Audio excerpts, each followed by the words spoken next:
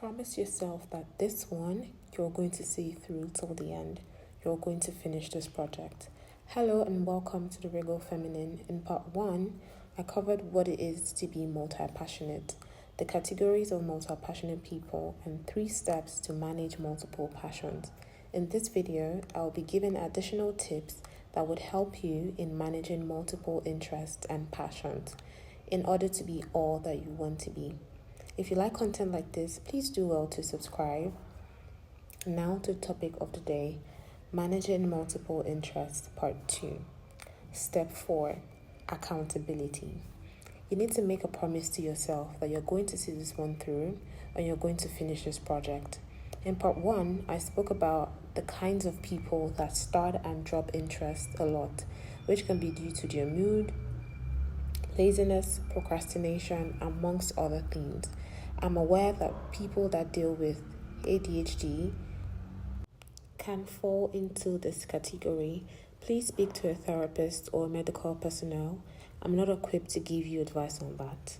A way to combat peaking and dropping interest is to make sure that you get an accountability partner. This person is going to hold you accountable, ask you about your progress, and so much more.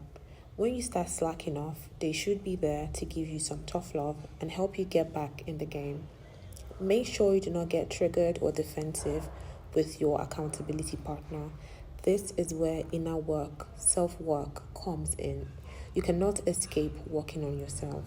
If you feel you're a little bit more on the discipline side and you can hold yourself accountable as opposed to getting an accountability partner, by all means do so.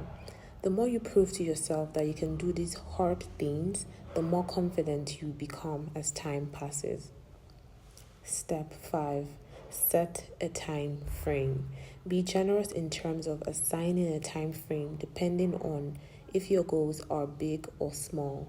For instance, giving yourself 1 year to get a big girl or a big boy job, which involves revamping your CV, optimizing your LinkedIn account, and all of that involved in climbing the corporate ladder, will be completely different from the timeline you'd give yourself if you're trying to improve on your art, sell your artwork, and become a well-renowned artist. That could take a few years. So, be realistic yet generous in setting a time frame for yourself. Like I said in part 1, you are only allowed to give up on whatever passion and dream you have when you are sure that you've given this passion your all and it still did not work. Do not avoid the work. Step 6. Make solid plans around your survival. If you watched Acrimony, I absolutely disliked that movie. I just think it's the perfect example for what I'm trying to explain. The male protagonist, married to Taraji P. Henson, notice how he was a scientist and didn't get a big break until, say, 10 years later or even more. It does happen in real life. Now, the question is, how do you survive until then? How do you survive until you get your big break without being a burden to other people? What plans do you have around taking care of yourself, paying your rent, or any other bills you may have? The male protagonist in this movie was basically living off his wife for years, and she had to work multiple jobs. Ladies, please do not be like this. I say all that to say this. Please have a solid plan. Whether you're in school or you work, whatever it is, make sure that you have a source of income that can sustain you until you get your big break or until you get your dream job. Except you're a trust fund kid with lots of inheritances and assets waiting for you, then this may not apply to you.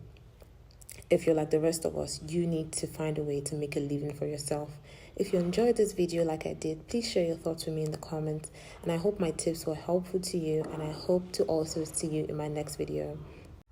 Please subscribe if you're not already, and I hope to catch you in the next one. Bye!